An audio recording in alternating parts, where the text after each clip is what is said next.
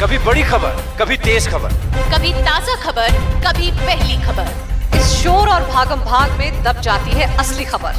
पहुंचता नहीं पूरा सच आप तक, लेकिन ये शुरुआत। उठाएगा हर हकीकत से पर्दा, लगेगी सच्चाई और भरोसे पर मोहर। एक बार फिर आपके हक के लिए बुलंद करेगा आवाज। रीवा से अनिल शर्मा। शिक्षा मंत्री ने मानी पेपर लीक की बात, क्या अब फिर से देना होगा 10वीं 12वीं की परीक्षा।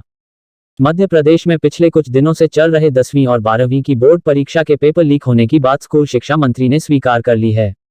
ऐसे में अब बड़ा सवाल बच्चों के सामने ये आ गया है कि लीक हुए पेपरों की परीक्षा फिर से देनी पड़ेगी। माध्यमिक परीक्षा मंडल यानी माशिमा के पेपर लीक मामले में स्कूल शिक्षा मंत्री का बड़ा बयान सामने आया है।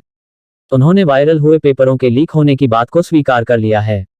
इसके अलावा विभाग ने मामले में 4 सेंटरों के 9 लोगों को सस्पेंड कर दिया है। अब सबसे बड़ा सवाल ये उठ रहा है कि मंत्री के मानने के बाद क्या बच्चों को फिर से पेपर देना पड़ेगा। स्कूल शिक्षा मंत्री ने स्वीकारी पेपर लीक की बात। स्कूल शिक्षा मंत्री इंदर सिंह परमार ने कहा कि 2 राउंड में जो प्रश्न पत्रों के बारे में जानकारी आई है उसमें पाया गया है कि 2 राउंड में वायरल पेपर सही है। ये थाने से स्कूल तक पहुंचने के बीच के समय में हुआ है।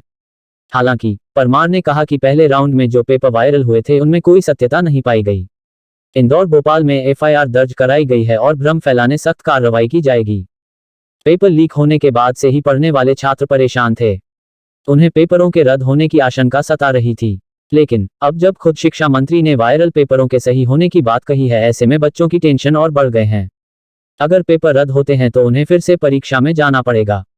हालांकि अभी तक विभाग या शिक्षा मंत्री और बोर्ड की तरफ से इस संबंध में कोई फैसला नहीं लिया गया है। बता दें, मामले की गंभीरता को देखते हुए माध्यमिक शिक्षा मंडल ने 6 सदस्यीय कमेटी बनाई है जो पेपर लीक केस की जांच करेगी। इसके बाद उन पर कार्रवाई की जाएगी। बोर्ड की कंप्लेन पर संबंधित टेलीग्राम चैनल के खिलाफ एफआईआर भी दर्ज की गई है। वहीं कुछ लोगों को सस्पेंड किया गया है। देखिए जो बड़ा भ्रम फैलाने की कोशिश की जा रही है। पहले राउंड में जो पर्चे वायरल हुए थे उनके सामने जांच कराई गई है। वो पर्चे और पेपर से कोई मिलान नहीं हो रहा है, लेकिन फिर भी बच्चों में भ्रम पैदा करने की जो लोग कोशिश कर रहे हैं उनके खिलाफ हमने एफआईआर दर्ज की है। 1-2 दिन में वो पूरा गिरोह पकड़ में आने वाला है। पुलिस काफी उसमें आगे बढ़ चुकी है।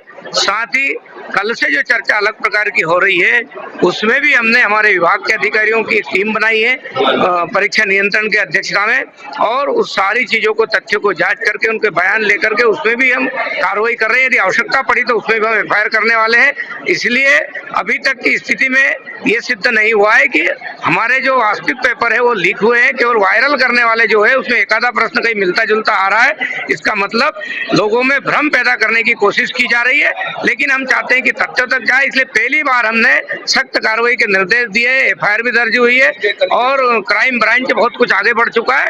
1 आध दिन में बड़ा रिजल्ट मिलने वाला है।